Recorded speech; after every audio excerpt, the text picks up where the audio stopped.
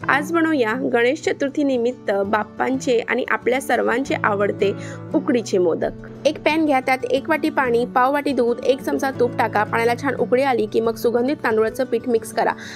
एका दुसऱ्या पॅन मध्ये 1 चमचा तूप टाका, अर्धा चमचा खसखस आणि 1 वाटी बारीक चिरलेला गूळ घाला। गूळ मेल्ट झाला की 2 वाट्या खवलेलं खोबरं मिक्स करायचं आहे। 3 ते 4 मिनिटं हे परतून घ्यायचं आहे आणि मग त्यामध्ये वेलची पूड मिक्स करायची आहे। तयार केलेली उकड एका परातीत काढायची आहे आणि 10 ते 12 मिनिटं पाणी आणि तूप लावून नीट मळून घ्यायची आहे। मळून घेतलेल्या पिठामधून एक छोटासा गोळा घ्यायचा आहे, त्याला लाटून किंवा हाताने पारी तयार करून घ्यायची आहे। या पद्धतीने छोट्या छोट्या समान अंतरावर कड्या काढून घ्यायच्या आहे। मग त्यामध्ये 1 चमचा सारण भरायचा आहे।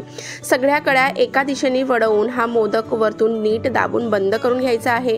एक्स्ट्राचे पीठ आहे ते सर्व पीठ काढून घ्यायचे आहे। ह्याच पद्धतीने बाकीचे सर्व मोदक तयार करून घ्यायचे आहे। आता हे सर्व मोदक 10 ते 12 मिनिटं वाफेवर शिजवून घ्यायचे आहे। गरमागरम मोदक बाप्पाला नैवेद्यासाठी तयार आहे। व्हिडिओ आवडला असेल तर लाईक, शेअर, सबस्क्राईब करा।